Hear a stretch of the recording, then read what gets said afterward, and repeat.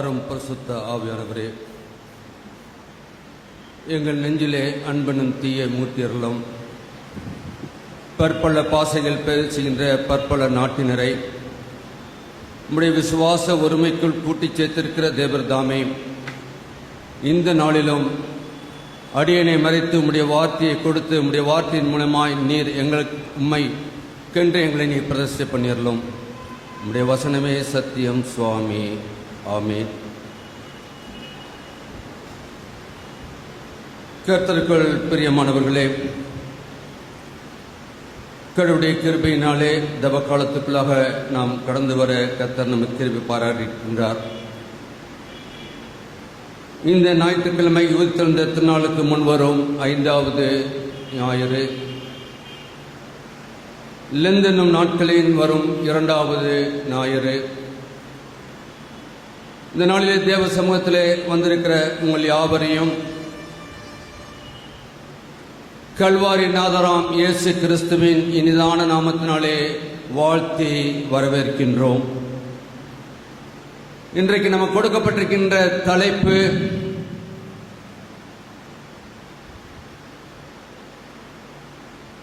பாவ பாரத்திலிருந்து விடுதலை. திருச்சபை நம்மை அழைத்திருக்கின்ற மையப்பொருள் என்ன?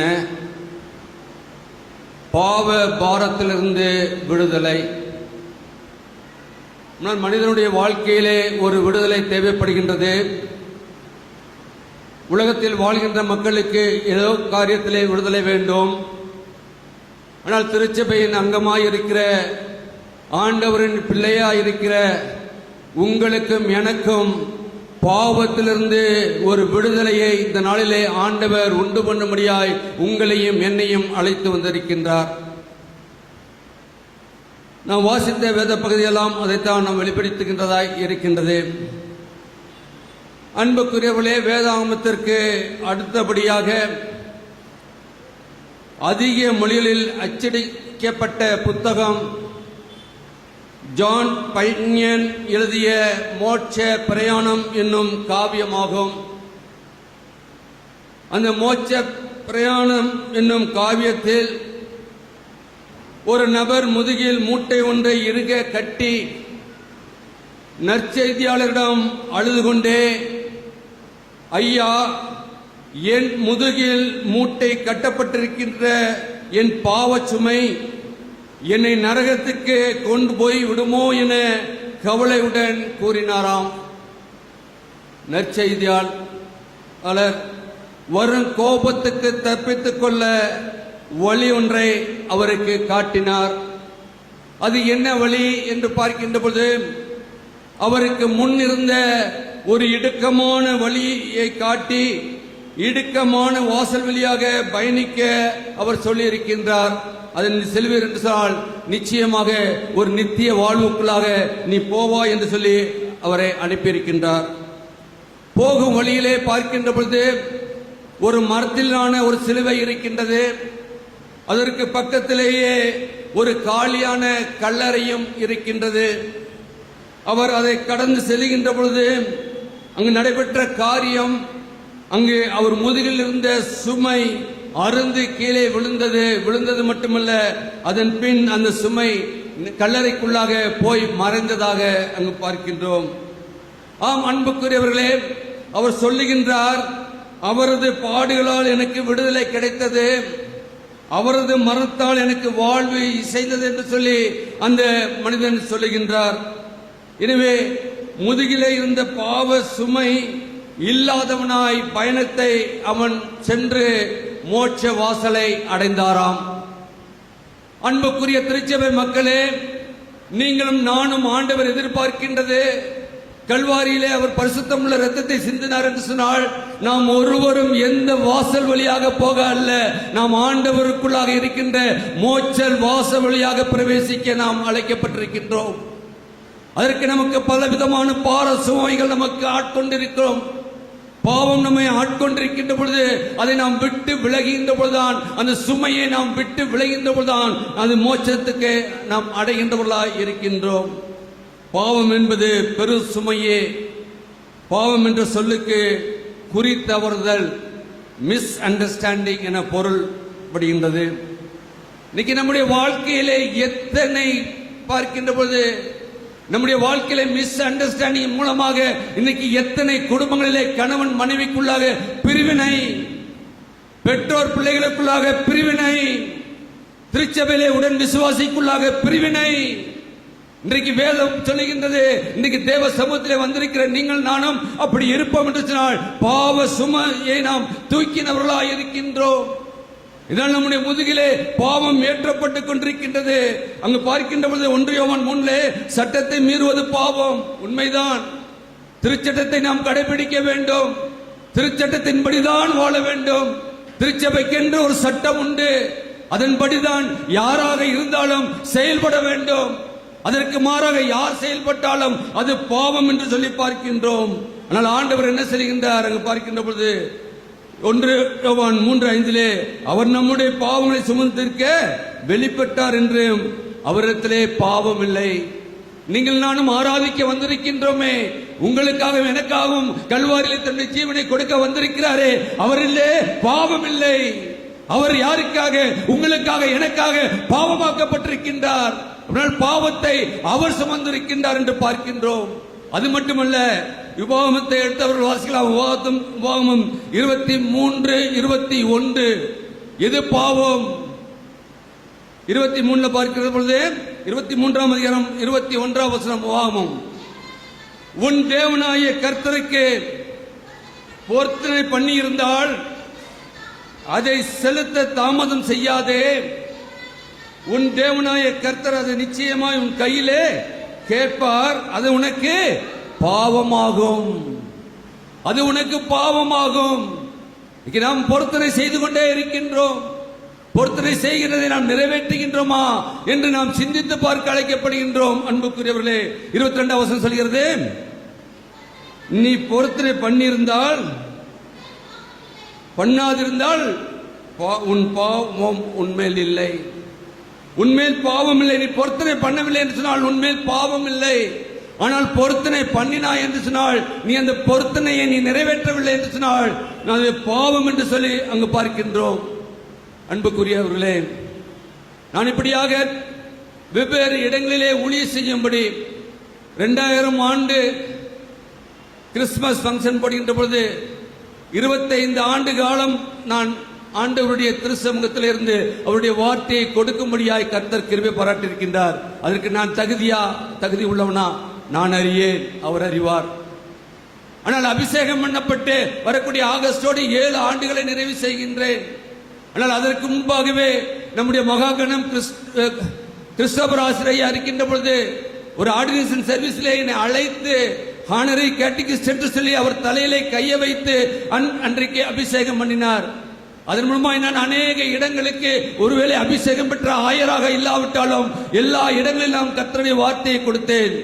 ஒரு நாள் ஒரு இடத்திலே ஒரு வார்த்தையை கொடுத்துக் கொண்டிருந்தேன். ஒரு போதகர் என்னை அனுப்பினார். அந்த ஆலயத்துக்கு பொறுப்பாளராக இருந்தவர் ஒரு மாஸ்டர் ஆஃப் தியாலஜிக்கு முடித்தவர். நான் கர்த்தருடைய வார்த்தையை கொடுத்து விட்டு நான் செல்லுகின்ற பொழுது அவர் சொல்கிறார், என்னையா சாபம் போடுறீங்க? நான் சொன்னேன், சாபம் ஒன்றும் போடலையே. என்ன வார்த்தை சொன்னேன்? அந்த வார்த்தை ஒருவேளை உங்களுக்கு இது பண்ணால் அந்த வார்த்தை எனக்கு உரியது என்று சொல்லி அவரிடத்தில் சொல்லி கடந்து சென்று வந்து விட்டு என்னை அனுப்பின போதகத்திலே போய் சொன்னேன். இப்படியாக மற்றவர்கள் சொன்னா பரவாயில்ல, இவர் இப்படி மாஸ்டர் ஆஃப் தியாலஜிக்கல் முடிச்சவர் சொல்கிறார் என்று சொன்ன பொழுது அவர் சொன்ன வார்த்தை, ஐயா நீங்க சொன்ன வார்த்தை அவரை குத்தி இருக்கின்றது, அவரிடத்திலே கிரிகை செய்கின்றது. நீங்கள் உங்களுடைய ஊழியத்தை கவனிங்கள் என்று சொன்னார். இது ஏதோ பெருமைக்காக அல்ல. இதே போன்ற ஆலயங்களிலே முதலாவது வரிசையிலே நம்முடைய மகாகணம் பேராயர் போத்துராஜலையா அமர்ந்திருக்கின்றார். முன்னாள் பிரின்சிபல் கம்பர்மாணிக்கு அமர்ந்திருக்கின்றார். எத்தனையோ முறை அவர்களுக்கு முன்பாக கர்த்தருடைய வார்த்தையை அடியன் சொல்லும்படியாக கர்த்தர் அழைத்திருக்கின்றார். சொல்லுகின்ற பொழுது முடித்தவுடன் போத்துராஜ் ஐயா சொல்லுவாரு, ஐயா உங்களை கூட்டிட்டு போய் நாய் ஸ்கூல் டீச்சர்ஸ்ட பேச சொல்லணும். யார் சொன்னது? ஆனா நான் சொல்லுவேன், நான் என்ன சொன்னேன்? நீங்க எல்லாம் இருக்கும்போது நானு ஒன்றும் அல்ல. அப்படின்னால் ஆண்டவர் அழைத்தவர் கொடுக்கின்ற வார்த்தையை கொடுக்க வேண்டும். இங்க பார்க்கின்றோம், பொருத்தனை பண்ணினால் பொருத்தனையை செய், இல்லாவிட்டால் அது உனக்கு பாவம். மிகுந்த பணத்தோடு கூட இந்த இடத்துல உங்களுக்கு ஒரு பதிவை செய்கின்றேன். இதை யாரையும் நான் குற்றப்படுத்தவில்லை.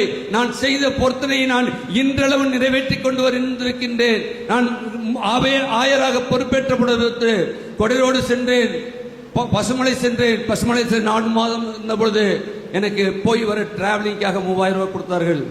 அதற்கப்புறம் 2.5 ஆண்டு காலம் கரியாபட்டி குருசேரத்தில் இருந்தேன். 1 பைசாவும் கொடுக்கவில்லை, 10 ரூபாய் இல்லை. ஆனால் நான் ஒழுங்காக காலை 4 மணிக்கு 6 மணிக்கு செல்வேன். அங்க இருக்கின்ற ஒரு மகா பெரியவர், அந்த ஆலயம் கட்டப்பட்டு திருநிலைப்படுத்தப்பட்ட நாள் முதற்கொண்டு நான் தான் முதல் ஆள் வருவேன். எனக்கு முன்னால் ஐயா வந்தார்னு சொல்லி நியூ இயர் அன்றைக்கு அவர் சாட்சி பகிர்ந்தார். வயதானவர். ஆண்டவர் நம்மை சாட்சியாய் வைத்திருக்கின்றார். அதே ஒன்று மேலே வாசலுக்கு வந்தேன். வந்த பொழுது இங்க இருக்கிற ஆயரும் அங்கிருந்த செக்ரட்டரி கமிட்டியும் எனக்கு 3000 ரூபாய் டிராவலிங்காக கொடுத்தார்கள். பெற்றுக்கொண்டேன். என்னால் இதை பெற்றுக்கொள்கின்ற பொழுது நான் நம்முடைய முன்னாள் மாமன்ற உறுப்பினர் ஜெனரல் செக்ரட்டரி கேட்டேன், ஐயா கொடுக்குறாங்க வாங்கலாமா? கொடுத்தா வாங்கிக்கங்க யாரு. ஏன்னா அவர் இல்லாமல் என்னிடத்துல இன்டர்வியூ அடிக்கின்ற பொழுது உங்களுக்கு ஒன்றும் கிடையாது, நீங்கள் ஆனால் ஊழியம் பண்ண வேண்டும், தயசிலிருந்து உங்களுக்கு 10 ரூபாய் கொடுக்க மாட்டோம், எந்த பணமும் கிடையாது, எந்த இதுவும் கிடையாது என்று சொல்லி அவர் சொன்னது நிமித்தமாக நாங்கள் ஒருபடைப்போடு கூட ஊழியம் செய்கின்றோம். ஆனால் இங்கு வந்த பொழுது இன்று வரக்கூடிய ஈஸ்டரோட 3 ஆண்டுகளை நிறைவு செய்கின்றேன். வந்த பிற்பாடு கொடுத்தார்கள். ஆனால் ஜூலை மாதம் இந்த ஆண்டு இருந்து 9 மாதம் 27,000 ரூபாய் கொடுக்கவில்லை. ஆனால் கொடுக்கவில்லை என்றாலும் நான் இதை கொண்டு என்னுடைய கிராமத்தில் உள்ள ஒரு ஆலயத்துக்கு நான் மாதம் மாதம் அங்கு நடைபெறுகின்ற ஊழியத்துக்கு நான் பொருத்தனை பண்ணினேன். இந்த 2ஆம் வாரமும் நான் அதை செய்து நிறைவேற்றிருக்கின்றேன் என்றால் அந்த பாவம் என்னை மட்டுமல்ல என் பின் சந்ததியும் தொடரும் என்பதை நான் அறிந்திருக்கின்றேன். ஏனென்றால் நான் வாங்கின்ற பென்ஷனிலிருந்து நான் கொடுத்து கொண்டிருக்கின்றேன் என்பதை உங்களுக்கு அறிவிக்க கடமைப்பட்டிருக்கின்றேன். நாம் செய்கின்ற பொருத்தனை பண்ணாமல் இருந்தால் பரவாயில்லை, பொருத்தனை பண்ணினால் அதை செலுத்த வேண்டும் என்று சொல்லி அங்கு சொல்லப்படுகின்றது. அன்புக்குரியவர்களே, எனவே நீங்கள் நானும் அங்கு பார்க்கின்ற போது யோவான் 3:36 குமாரத்தில் விசுவாசமாய் இருக்கிறவன் நித்திய ஜீவனை உடையவனாய் இருக்கின்றான். இன்றைக்கு நமக்கு பணம் அல்ல, நமக்கு அழைத்த ஆண்டவர் நம்மோடு கூட இருக்கின்றார் என்பதை நாம் அறிந்து கொள்ள அழைக்கப்படுகின்றோம். இன்றைக்கு சற்று நேர தியானத்திற்காக நமக்கு வாசித்த நற்செய்தி அடிக்கடி வாசிக்கின்றது, அப்போஸ்தலர் நடவடிக்கையை வாசிக்கின்றது. எடுத்து வைத்துக் கொள்வோம். 2 சாமுவேல் 12ஆம் அதிகாரத்தை எடுத்து வைத்துக் கொள்வோம். சற்று சுருக்கமாக தியானித்து செல்ல ஆண்டவர் நமக்கு கிருபை செய்வார். அங்கு பார்க்கின்ற பொழுது நமக்கும் இது தெரிந்த ஒன்றுதான். நாம் எடுக்கின்ற 51ஆம் சங்கீதம் என்ன? ஒவ்வொரு நாளும் நாத்தான் தீர்க்கதரிசியாக தாவீதுக்கு உணர்த்தப்பட்ட பொழுது அவன் மனம் கசந்து எழுதினார் சொல்லி தபஸ் காலம் பூரா நாம் செய்கின்றோம். அங்கு பார்க்கின்ற பொழுது அங்கு 12ஆம் அதிகாரம் 1 முதல் 14 ஆண்டவருக்கு பிரியமான பிள்ளைகள் பாவம் செய்வது ஆண்டவரை வருத்தப்படுத்துகின்றதாய் இருக்கின்றது. அவர்களுக்கு பாவத்தை பற்றி உணர்த்துகின்றவராய் இருக்கின்றார். இன்றைக்கு ஆவியானவரும் உங்களுக்கும் எனக்கும் செய்யக்கூடிய பாவத்தை உணர்த்தி கொண்டிருக்கின்றார். அன்றைக்கு மூலமாய் தாவீதுக்கு மட்டுமல்ல, இன்றைக்கும் அநேக ஊழியரை கொண்டு அவருடைய சபைக்கு வருகின்ற பொழுதெல்லாம் ஆண்டவர் நமக்கு சொல்லிக்கொண்டே இருக்கின்றார், அங்கு உணர்த்துகின்றார். தாவீதுக்கு அவன் செய்த பாவத்தை தேவன் உணர்த்தினார் என்று பார்க்கின்றோம். உணர்த்தியதான் நாம் வாசித்த இந்த 2 சாமுவேலை பார்க்கின்றோம். 2 சாமுவேலை பார்க்கின்ற பொழுது அதை நாம் 3 சிறு தலைப்புகளிலே தியானிக்க பரிசுத்த ஆவியார் நமக்கு கிருபை செய்வார். 3 சிறு தலைப்புகளிலே, 1 நாத்தானின் கண்டிப்பு, 2வது தாவீதின் உணர்வு,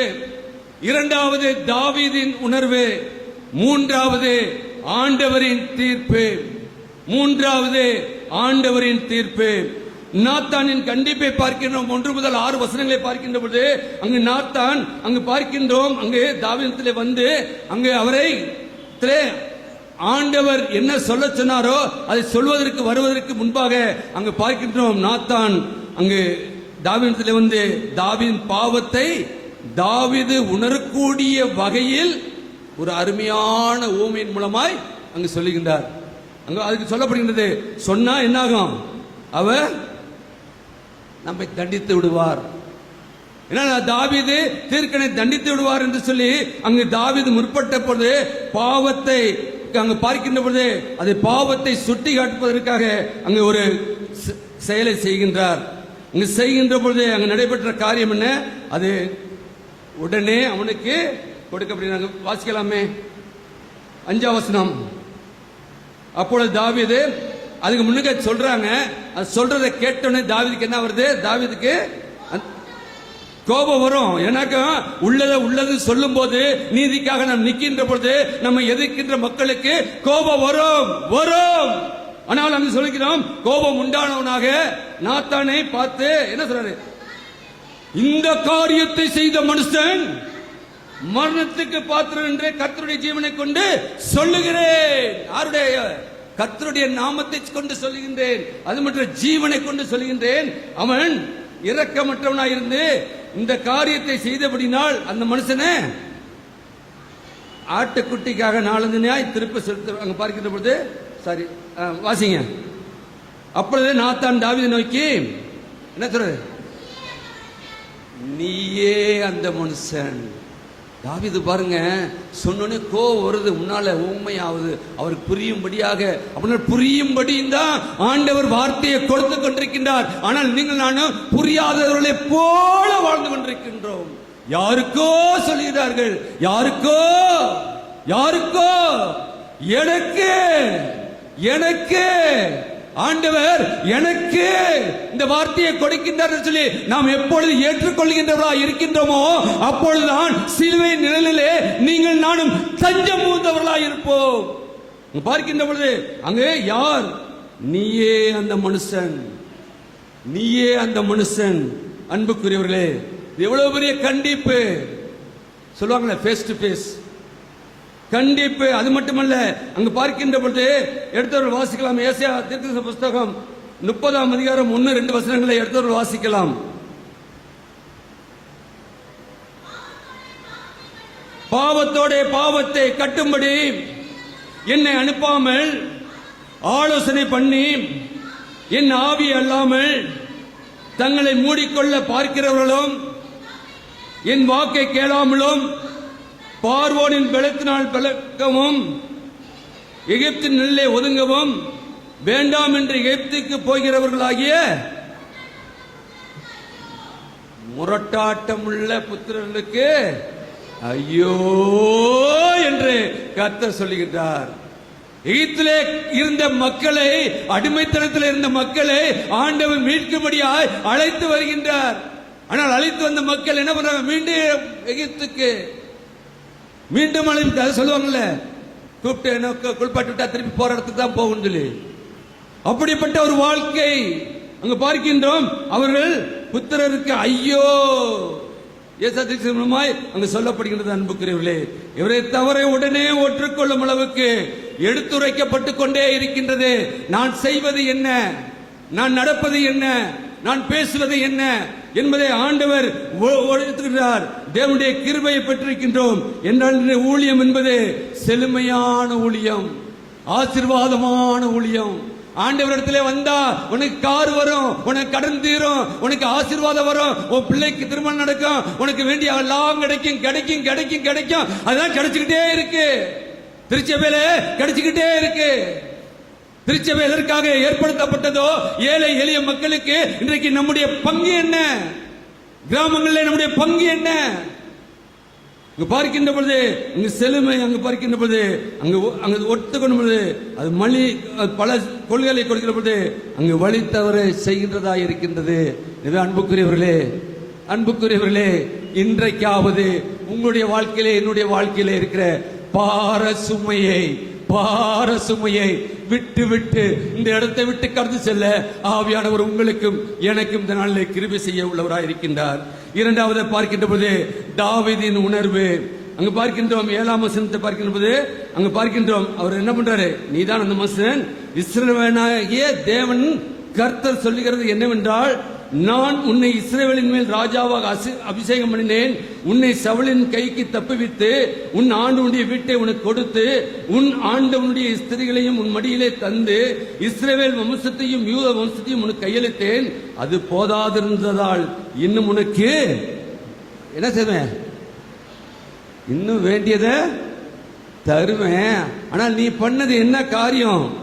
பண்ணது காரியம் என்ன காரியம்? அடுத்த வசனம் சொல்றது 10ஆம் வசனம். இப்போது நீ என்னை அசைச்சை பண்ணி எத்தியானாகிய உரியாவின் மனைவியை உனக்கு மணியாக எடுத்துக்கொண்டபடியால் பட்டயம் என்றைக்கும் உன் வீட்டை விட்டு விலகாதிருக்கும்.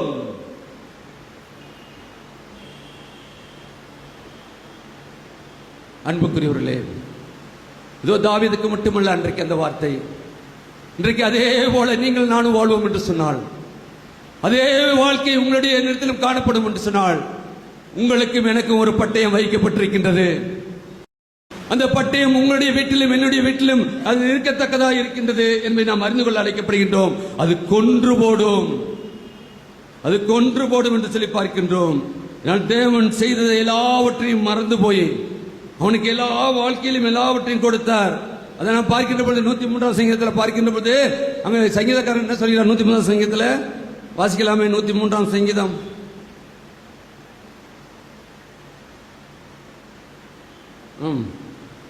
பின்னால் இருக்க வசனங்கள். 103ஆம் சங்கீதத்தில் 10, 11, 12 வாசிக்கலாமே. அவர் நம்முடைய பாவங்களுக்கு தக்கதாய் நமக்கு செய்யாமலும் நம்முடைய அக்கிரமங்களுக்கு தக்கதாய் நமக்கு சரி கட்டாமலும் இருக்கிறார். பூமிக்கு வானம் எவ்வளவு உயரமாய் இருக்கிறதோ அவளுக்கு அவருடைய தூரமாய் இருக்கிறதோ அவர் நம்முடைய பாவங்களையும் நம்மை விட்டு விலக்கினார். அங்கு பார்க்கின்றோம், தகப்பன் தன் பிள்ளைகளுக்கு இறங்குவது போல கர்த்தர் தமக்கு பயந்தவர்களுக்கு இறங்கின்றார். நீ கடவுள் பயம் என்பது இன்றைக்கு இல்லாத ஒரு வாழ்க்கை வாழ்ந்து கொண்டிருக்கின்றோம். யாருக்கோ பயந்து கொண்டிருக்கின்றோம், கடவுளுக்கு பயப்பின்றோமா?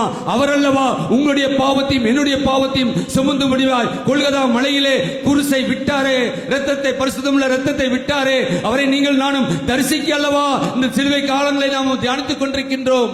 சிலுவை சிலுவை சிலுவை என்று சொல்லி அல்ல, சிலுவை நம் முன்னால் நிற்கின்றது என்பதை நாம் உணர்ந்து பார்க்க அழைக்கப்படுகின்றோம். சிலுவையிலே ஆண்டவர் நம்மை உணர்வை கொடுக்க உள்ளவராய் இருக்கின்றார். எனவே தேவ வார்த்தையை அசட்டை பண்ணாதபடி, கற்பனையை மீறாதபடி நாம் இருக்க அழைக்கப்படுகின்றோம். அவன் செய்த காரியம் என்ன? அவன் கொலை செய்தான் என்று பார்க்கின்றோம். இவனை சுட்டி காட்டும் போது கர்த்தருக்கு விரோதமாய் பாவம் செய்தேன் என்று உணர்கின்றவனாய் இருக்கின்றான் நாத்தான் தாவீதை நோக்கி அங்க பார்க்கின்றோம். என்ன சொல்லப்படுகின்றது? நான் சாகாதபடிக்கு கர்த்தர் உன் தீங்குக்கு பாவத்தீங்கை நீங்க செய்வார், பாவம் நீங்க செய்வார். அதே சொல்ற அவன் உணர்ந்து சொன்ன பொழுது அங்கு நடைபெற்ற காரியம், நான் கர்த்தருக்கு விரோதமாய் பாவம் செய்தேன். 13ஆம் வசனம் சொல்கிறது, விரோதமாய் பாவம் செய்தேன் என்றேன். நாத்தான் தாவீதை நோக்கி, நீ சாகாதபடிக்கு கர்த்தர் உன் பாவம் நீங்க செய்தார். இன்றைக்கு அதற்காக தான் அழைத்து வந்திருக்கார். இன்னைக்கு அதுக்காக தான் இந்த 2 சாமுவேல் புத்தகத்தை நமக்கு திருச்சபை நமக்கு கொடுத்திருக்கின்றது. இன்றைக்கு நீங்கள் நானும் தாவீதை போல இருப்போம் முடிச்சினால், இன்றைக்கு அதே ஆண்டவர் அன்றைக்கு நாத்தான் மூலம் சொன்ன கர்த்தர் இன்றைக்கு ஆவியானவர் மூலமாக உங்களுக்கு எனக்கும் சொல்கின்றார். என்னென்ன சொல்கிறார்? நீ சாகாதபடிக்கு, நாம் மரணத்திலே சாகாதபடிக்கு. மரணம் உண்டு, எல்லாருக்கும் மரணம் குறிக்கப்பட்டிருக்கின்றது. ஆனால் பாவத்தின் மரணம் சம்பளம் என்று பார்க்கின்றோம். அந்த மரணம் வருகின்ற பொழுது நாம் நித்தியத்திலே இருக்கக்கூடிய ஒரு வாழ்க்கையை வாழ்கின்றோமா? நித்தியத்திலே எப்பொழுதும் அவரோடு கூட இருக்கின்ற ஒரு வாழ்க்கை வாழ்கின்றோமா என்பதை நாம் சிந்தித்து பார்க்க அழைக்கப்படுகின்றோம். எடுத்தவர்கள் வாசிக்கலாம். 1 யோவான் 1, 7, 8, 9 வசனங்கள். 1 யோவான் 1, 7, 8, 9 பார்க்கின்ற பொழுது பாவத்திலிருந்து விடவிட ஆண்டவர் நமக்கு உதவி செய்வார் என்று சொல்லி நமக்கு சொல்லப்படுகின்றது. வாசிக்கலாமே.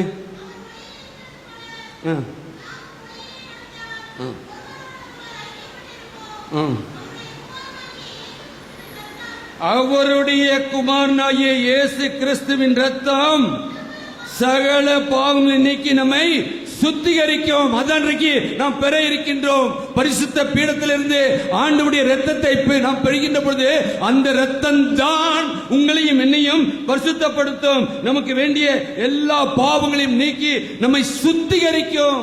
சுத்திகரிப்பு தெரியல, சுத்திகரிக்கப்பட வேண்டும். அது மட்டுமல்ல, அடுத்த வசனம், நமக்கு பாவம் இல்லை என்போமானால் நம்மை நாமே வஞ்சிக்கிறவர்களாய் இருப்போம். சத்தியம் நமக்குள் இராது, சத்தியம் நமக்குள் இராது. அது மட்டுமல்ல, நம்முடைய பாவங்களை நாம் அறிக்கையிட்டால் பாவங்களை நமக்கு மன்னித்து எல்லா அநியாயத்தை நீக்கி நம்மை சுத்திகரிப்பதற்கு அவர் உண்மையும் நீதி உள்ளவருமாயிருக்கிறார். அவர்தான் நீதி உள்ளவரும் உண்மை உள்ளவருமாயிருக்கின்றார். நீதியை மக்களிடத்தில் எதிர்பார்க்க முடியாது, உண்மையை மக்களிடத்தில் எதிர்பார்க்க முடியாது. ஆனால் ஆண்டவர் நீதி உள்ள தேவனை நீங்கள் நானும் ஆராதிக்க வந்திருக்கின்றோம். உண்மை உள்ள தேவனை நீங்கள் நானும் ஆராதிக்க வந்திருக்கின்றோம். எனவே அவர் செய்கின்ற காரியம் நீதி உள்ள காரியமாய் இருக்கும். என்றால் நாம் நீதியின் பிள்ளைகளாய் நாம் வாழ அழைக்கப்பட்டவர்களாய் இருக்கின்றோம் என்பதை உணர்ந்து கொள்ள படைக்கப்படும். தாவீதுடைய உணர்வை பார்க்கின்றோம். ஆம், அங்கு உணர்ந்த மாத்திரத்திலே அங்கு சொல்கின்ற நீ சாகாதபடிக்கு கர்த்தர் உன் பாவங்களை நீக்க செய்வார். இன்றைக்கு வந்திருக்கிற நீங்கள் நானும் நம்முடைய வாழ்க்கையை ஒரு விஷயம் ஆராய்ந்து பார்ப்போம். தாவீதுக்கு ஏற்பட்ட அந்த உணர்வு நம்முடைய வாழ்க்கையிலே ஏற்பட வேண்டும். அதான் இன்றைக்கு நம்மை அழைத்து வந்திருக்கின்றார். எத்தனையோ பேர் உண்டு, நாம் வந்திருக்கின்றோம் கேட்கின்ற சத்தியத்தை நாம் பெற்றுக்கொள்கின்ற போது சத்தியம் நம்மை விடுதலை ஆக்கும். பாவத்திலிருந்து நாம் விடுதலை பெற முடியாது. நம்முடைய பாவங்களை குற்றங்களை நாம் உணர்ந்து வெளிப்பட அழைக்கப்படுகின்றோம். மூன்றாவதாக ஆண்டவரின் தீர்ப்பு. அதே 11 பார்க்கின்ற போது அங்கே கர்த்தர் சொல்கிறது என்னவென்றால், இதோ நான் உன் வீட்டிலே பொல்லாப்பை உன்மேல் எழும்பி பண்ணி உன் கண்கள் பார்க்க உன் ஸ்திரீகளை எடுத்து அடுத்தவனுக்கு கொடுப்பேன். அவன் அந்த சூரியனின் வெளிச்சத்திலே இந்த ஸ்திரீயோட சயனிப்பான். நீ ஒளிப்பிடத்துக்கு அதை செய்தாய். நானோ நீ தெரியாம பண்ண, நீ தெரியாம செஞ்ச. ஆனால் ஆண்டவர் சொல்கின்றார், நானும் அதை இந்த காரியத்தை இஸ்ரவேலுக்கு முன்பாக செய்விப்பேன். அங்கு பார்க்கின்றோம், அங்கு சொல்கின்ற பொழுது சூரியனுக்கு முன்பாக செய்விப்பேன் என்று சொல்கின்றார். அவனால் எல்லாரும் பார்க்குவாங்க, எல்லாரும் பார்ப்பாங்க. உங்களுடைய வாழ்க்கை என்னுடைய வாழ்க்கை எல்லாரும் பார்த்துக்கிட்டு இருக்காங்க. நம்ம பேசுற பேச்சு, நம்ம செய்கிற செய்கள், நம்ம நடக்கிற நடக்கைகள் எல்லாரையும் பார்த்துக்கிட்டு இருக்காங்க. ஆனால் ஆண்டவர் தான் அதை வெளிப்படுத்திக் கொண்டே இருக்கின்றார். வரக்கூடிய நாட்களில் வெளிப்படுத்துகின்றவராக இருக்கின்றார். அங்கு பார்க்கின்றோம், அங்கு செய்யப்பட்டது. அது மட்டுமல்ல, அங்கு சொல்லப்படுகின்ற காரியம் என்ன? அப்பொழுது தாவீது நாட்டானை கர்த்தருக்கு விரோதமாய் பாவம் செய்தான் என்று சொல்லி மாத்திரமே மாறா. அது 14 வசனம் சொல்கிறது, இந்த காரியத்தினாலே கர்த்தருடைய சத்துருக்களை தூசிக்க நீ காரணமாய் இருந்தபடியினால் உனக்கு பிறந்த பிள்ளை நிச்சயமாய் சாகும் என்று சொல்லி நாத்தான் வீட்டுக்கு போய்விட்டார். பாருங்க, ஜட்ஜ்மெண்ட். இன்னைக்கு ஜட்ஜ்மெண்ட் போய்கிட்டே இருக்கு. கீழ்கோர்ட்டு, மேல்கோர்ட்டு, சுப்ரீம் கோர்ட்டு போய்கிட்டே இருக்கு. ஜட்ஜ்மெண்ட் போய்கிட்டே இருக்கலாம், போய்கிட்டே இருக்கலாம். ஆண்டுகள் ஓடிக்கிட்டே இருக்குது, ஓடிக்கிட்டே இருக்கலாம். மாதங்கள் ஓடிக்கிட்டே இருக்குது, ஓடிக்கிட்டே இருக்கலாம். ஆனால் ஆண்டவருடைய வருகை என்பது யாரு அறியாத நேரத்தில், ஒருவேளை இன்றைக்கு இரவு இருக்கும் என்று சொன்னால் வரக்கூடிய ஜட்ஜ்மெண்ட் ஒன்றும் நமக்கு சாதகமா இருக்காது. ஆனால் இன்றைக்கு என்னுடைய வாழ்க்கை தான், நான் செய்கின்றது என்ன என்பதை நான் பார்க்கின்ற பொழுது அங்கு பார்க்கின்றோம், நான் தேவன் பாவங்களை மன்னிக்கிறவர், ஆனால் பாவத்துக்குரிய தண்டனையை வழங்குகிறவராய் இருக்கின்றார். அவர் பாவம் வருகின்ற பொழுது நீதி உள்ள நியாயாதிபதியாய் வர இருக்கின்றார். அவனுடைய கிரியைக்கு தக்க பலன் அவரோடு கூட வருகின்றது. இங்க வந்து உட்கார்ந்து ஜட்ஜ்மெண்ட் எழுதுறதுல வரும்போதே ஜட்ஜ்மெண்டோட வரப்போறார். அதற்கு நீங்கள் நான் ஆயத்தமா இருக்கின்றோமா? அங்கு பார்க்கின்றோம், தாவீது சொல்றார், உன் பட்டயம் உன் வீட்டை விட்டு நீங்காதிருக்கும். இரண்டாவது, தன் குடும்பத்துக்கு வரக்கூடிய அவல நிலையும் அங்கு தெரிவிக்கின்றார் என்று பார்க்கின்றோம். ஆம், இன்றைக்கு தாவீதின் பாவத்துக்குரிய தண்டனை முழுமையாய் நிறைவேற்றப்பட்டு விட்டாலும் தேவனுடைய கிருபையால் மட்டமாய் பார்க்கின்ற போது, விபச்சாரம் என்று பார்க்கின்ற போது அன்னைக்கு என்ன இருந்த சட்டங்கள் என்ன? பல்லுக்கு பல்லு, கண்ணுக்கு கண்ணு பார்க்கின்ற பொழுது அதுவல்ல. ஆனால் ஆண்டவர் இங்கு பார்க்கின்ற பொழுது நீ இந்த நாளிலாவது, அதான் பார்க்கின்ற போது யாத்ராகமத்தில் பார்ப்போம். யாத்ராகம் 20ஆம் அதிகாரத்தில் சொல்லுகின்ற பொழுது அங்கு ஒரு வசனம் சொல்லப்படுகின்றது, எடுக்கலாமே. யாத்ராகம் 20:5-6 நீ அவர்களை நமஸ்கரிக்க வேண்டாம். யார? பாவியான மனுஷர்களை நீங்கள் நமஸ்கரிக்க வேண்டாம், சேவிக்கவும் வேண்டாம். உன் தேவனாய கர்த்தராகிய நான் எரிச்சலுள்ள தேவனாய் இருந்து என்னை பயிக்கிறவர்களை குறித்து பிதாக்களுடைய அக்கிரமங்களை பிள்ளையிடத்தில் 3ஆம் 4ஆம் தலைமுறையிட்டும் விசாரிக்கிறவராய் இருக்கிறேன். அடுத்த வசனம், என்னிடத்தில் அன்பு கூர்ந்து என் கற்பனைகளை கை கொண்டால் எத்தனை தலைமுறை? பாவம் செஞ்சா என்ன? 3ஆம் 4ஆம் தலைமுறை வரைக்கும் விசாரிப்பேன். ஆனால் ஆண்டவருடைய கற்பனையிலையும் நியாய பிரமாணத்தையும் கடைபிடிப்போம் என்று சொன்னால் ஆண்டவர் உங்களுக்கு என்ன, எத்தனை தலைமுறை? அப்ப நாம் எப்படிப்பட்ட தலைமுறையை விட்டு செல்ல இருக்கின்றோம்? 1000 தலைமுறைக்கு அவர் நமக்கு இரக்கம் காட்டுகின்ற கர்த்தர் தான் உங்களுக்காக எனக்காகவும் கல்வாரியிலே சிலுவையை சுமந்திருக்கின்றார். அன்புக்குரியவர்களே, நாம் உணர்ந்து பார்த்து செய்த தவறை சுட்டி காட்டும் போது பலருக்கு கோபம் வருவது உண்டு, கோபப்படுவார்கள். ஆனால் கோபம் வருகின்ற பொழுதுதான் ஆண்டவர் இன்றைக்கு நம்முடைய வாழ்க்கையிலே நாம் எதற்காக நிற்கிறோம், நம்ம எல்லாருக்கும் பிரச்சனை உண்டு, எல்லாத்துக்கும் போராட்டம் உண்டு. இன்றைக்கு வியாதி என்று சொல்லுகின்ற பொழுது இன்னைக்கு சரீர பிரகாரமான வியாதி, அது முற்றிலுமாக தலையிலிருந்து கால் வரைக்கும் சரீர பிரகாரமான வியாதி உள்ள ஒரு மனுஷனை தான் ஆண்டவர் இன்றைக்கு நிறுத்தியிருக்கின்றார். ஆனால் வியாதி ஆண்டவர் வேதத்தை சொல்லுகின்ற வியாதி அதல்ல, உங்களுடைய ஆத்ம வியாதி. நீங்கள் ஆண்டவருக்கு வேண்டும். உங்களுடைய சரீரத்தை குறித்து நீங்கள் கவலைப்பட வேண்டாம். உங்களுக்கு என்னத்தை உடுப்போம், என்னத்தை உண்ணுவோம் என்று உங்களுடைய சரீரத்துக்காக நீங்கள் கவலைப்பட வேண்டாம். அதற்கு மாறாக உங்களுடைய ஆத்மத்தை குறித்த பாரம் இருக்க வேண்டும். ஆத்ம பாரம் இல்லாத ஒரு கிறிஸ்துவன் விசுவாசி இல்லை. மதுரையில் எத்தனையோ மக்கள் உண்டு, எப்படியோ நடந்து கொண்டிருக்கிறார்கள். அந்த ஆத்மாவெல்லாம் ரட்சிக்கப்பட்டு தேவ சிலுவை கொள்வாதி மலைக்கு வர வேண்டும் சொன்னால், சிலுவை அண்டை வர வேண்டும் சொன்னால், அந்த ஆத்ம பாரம் எனக்கும் உங்களுக்கும் இருக்க வேண்டும். அப்படினால் இருக்கின்ற பொழுதுதான் ஆண்டவர் நம்மை கொண்டு நமக்கு தீர்ப்பு கொடுக்கின்ற பொழுது ஆண்டவர் நிச்சயமாக நம்முடைய காரியத்துக்கு ஏற்ற தீர்ப்பை கொண்டு வர இருக்கின்றார். கடைசியாக ஒரே ஒரு காரியத்தை சொல்லி நிறைவு செய்கின்றேன். கடந்த வாரம் சென்ற ஆலயத்திலும் அதே சொன்னேன். கோழி குஞ்சு பொரிக்கிறதுக்கு வச்சிருக்கீங்களா? கோழி குஞ்சு பொரிக்கிறதுக்காக அடை வைப்போம்ல, வச்சிருக்கீங்களா? வைப்பாங்க. எத்தனை முட்டை? ஒரு ஆள் ஒரு 10 முட்டையை வச்சாராம். வச்சுட்டு கோழியை தூக்கி வச்சுட்டாரு. கோழி 21வது நாள் அந்த கோழி அப்படியே கிளம்பி போயிருக்கு. போய் அந்த வீட்டுக்காரர் போய் பார்த்துருக்காரு. பார்க்கும்போது என்ன ஆச்சுன்னா, அந்த முட்டையில் 2 முட்டையில் ஓட்டை இருந்திருக்கு. பார்த்தோன்னே ஆகா 2 குஞ்சு வரப்போகுது, சந்தோஷம். திருப்பி அந்த கோழி போயிட்டு திருப்பி வந்து படுத்துக்கிடுச்சு. 21 நாள் முடிச்சு. 22வது நாள் ஏன்னா கோழி அடக்காச்சா 22 நாள் தான். 22வது நாள் வச்சாச்சு. 22 காலையில் தூக்கி பார்க்குறாரு, அந்த 2 குஞ்சு தான். மத்தியானம் தூக்கி பார்க்குறாரு, 2 குஞ்சு தான். அப்புறம் பார்த்தாரு. கடைசியாக எல்லாத்தையும் இது பண்ணி முடிச்சோன்னே அந்த 2 குஞ்சு மாத்திரம் வெளியே வந்து உயிரோ ஓடி ஆடி இது பண்ணி இருந்திருக்கு. கோழி அதோட கீழே இறங்கி போயிடுச்சு. அப்புறம் என்னாச்சு? மீதி 8 முட்டை.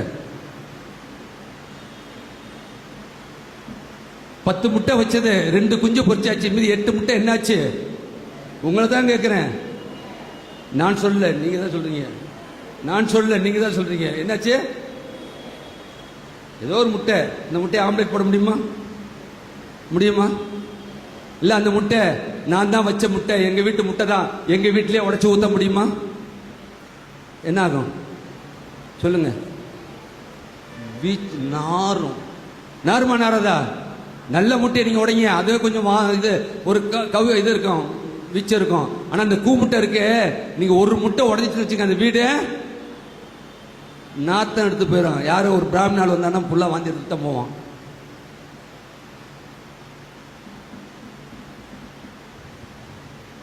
அன்புக்குரியவர்களே, கோழி தன்னுடைய குஞ்சை முட்டை மேல் 22 நாள் இருந்து 2 குஞ்சு தான் போச்சுது. 8 முட்டை என்னாச்சுன்னு சொல்லி அம்மா அம்மாரெலாம் சொன்னாங்க. ஆனால் அந்த முட்டை என்ன பண்ண, தூக்கி கொண்டு போய் எங்க ஊருக்கு வெளியில தூக்கி கடாச ஊருக்கு வெளியில கொண்டு போய் தான் போடுவாங்க. எங்க ஊர்லலாம் ஓதக்கு புறமா போய் போட்டுட்டு வருவாங்க. எனக்கு அந்த அளவுக்கு வாசம். கடவுள் நமக்கு கிருபையாய் 40 நாட்கள் அவருடைய சிலுவையின் இல்லை நாம் அடைகாக்கும்படியாய் கர்த்தர் அழைத்திருக்கின்றார். 2 வாரத்தை நாம் நிறைவு செய்ய இருக்கின்றோம். சிலுவை குறித்ததான தியானத்திலே நாம் ஈடுபட்டு கொண்டிருக்கின்றோம். கோழியை போல நம்முடைய ஆண்டவர் இயேசு கிறிஸ்துடைய சிலுவையிலே நாம் அடைகாக்கப்பட்டிருக்கின்றோம். இந்த நாட்களிலே உயிர்ப்பு ஞாயிறு ஒன்று உண்டா இல்லையா? காலங்கத்தால் இத்தனை நாள் வைக்காத பாவம் எல்லாம் பூவை போட்டு இது பண்ணி ஆலயம்லாம் டெக்கரேட் பண்ணி வர இருக்கின்றோம். 2 குஞ்சு பொறிச்சு 2 குஞ்சு உயிரோடு வந்துச்சு. இன்னைக்கு நம்முடைய நிலைமை, ஒருவேளை உயிர்ப்பினாரிலே நீங்கள் நானும் புது ஜீவன் பெற்றவர்களாய் வெளியே வருகின்ற நாட்களாய் இந்த நாட்களிலே ஆண்டவருடைய அந்த இதற்குள்ளாக நாம் அடங்கி இருக்கின்றோமா என்பதை நாம் சிந்தித்து பார்த்து ஆண்டவரே, இந்த நாளிலே பாவ பாரத்தை நீர் விடுவிக்கின்ற கர்த்தர் உம்மிடத்திலே வந்திருக்கின்றேன். நிச்சயமாக நீர் எனக்கு வேண்டிய எல்லா ஒத்தாசையும் தாரும். என்னால் முடியாத ஆண்டவரே, நான் பலவீனமானவன், நான் சத்துருவனால் சோதிக்கப்படுகின்றவன். நீரே சோதிக்கப்பட்டீர், நானும் சோதிக்கப்படுகின்றேன். ஆனால் நீர் நிச்சயமாக எனக்கு உதவி செய்ய வல்லவனாக இருக்கிறேன். எனவே ஆண்டவரே, பாவ பாரத்திலிருந்து என்னை விடுதலை பண்ணும் ஆண்டவரே இந்த நாளிலே என்று சொல்லி நம்மை அர்ப்பணிப்போம். எப்படி 2 குஞ்சு வந்ததோ, தூய இம்மானுவேல் ஆலயத்தில் இருக்கிற அனைத்து உடன் விசுவாசிகளும் அன்றைக்கு உயிர்த்தெழுந்த நாளிலே உயிர்ப்பு பெற்றவர்களாய், புது ஜீவன் பெற்றவர்களாய், இந்த உலகத்துக்குள்ளாக கடந்து செல்கின்றவர்களாய் உயிர்ப்பிக்கப்பட நிச்சயமாக உங்களுக்கும் எனக்கும் பரிசுத்த ஆவியானவர் கிருபை செய்வார். அப்படிப்பட்ட ஒரு வாழ்க்கை வாழ நம்மை அர்ப்பணிப்போம். ஜெபம் செய்வோம். வாதையோற்ற மீட்பரே,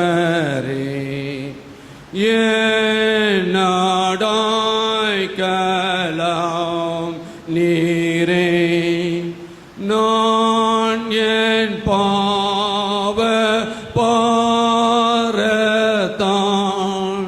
தோய்ந்து போய் கலங்கினார்.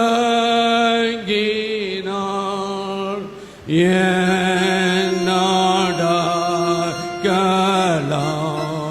நீரே, வாதையோற்ற மீட்பரே. ஆமாண்டவரே, என்னுடைய பாவத்திற்காக உம்மையே ஜீவ பலியாக நீர் கர்த்தாவே சிலுவை மரண பரியந்தம் ஒப்புக் கொடுத்தீரே. ஆம் கர்த்தாவே, நீர் வாதையுற்ற மீட்பராய் என் கண்முள்ளாய் நீர் காண எனக்கு கிருபை தாரும் ஆண்டவரே. ஆம் கர்த்தாவே, என்னுடைய பாவத்திற்காக என்று சொல்லி வந்திருக்கிற நாங்கள் ஒவ்வொருவரும் எங்கள் பாவ பாரத்திலிருந்து விடுதலை பெறத்தக்கதாய் நீர் எங்களுக்கு கிருபையாய் ஜெபிக்கிறோம்ப்பா. வந்திருக்கிற ஒருவரும் வெறுமனே திரும்பாதபடி கர்த்தாவே, தூய இம்மானுவேல் ஆலயத்தில் இருக்கிற ஒவ்வொருவரும் கர்த்தாவே, வரக்கூடிய நாட்களிலே புது ஜீவன் பெற்றவர்களாய் உயிர் தெழுந்தவர்களாய் கர்த்தாவே, உயிர்ப்பின் ஆண்டவரை கர்த்தாவே தரிசிக்கத்தக்கதாய் நீ கிருபையாய் ஜெபிக்கிறோம்ப்பா. நாளில் கொடுத்த ஜீவனுள்ள வார்த்தைக்காக நன்றி எடுத்திருக்கிறோம், ஸ்தோத்திரிக்கிறோம். இந்த வார்த்தையை நாங்கள் கேட்டிருக்கின்றோம் அப்பா. கேட்ட வார்த்தை எங்களுக்குள்ளாக கிரியை செய்ய வேண்டுமாய் மீட்பர் இயேசுவின் ஜெபிக்கிறோம் ஜீவனுள்ள நல்ல பிதாவே. ஆமேன், ஆமேன்.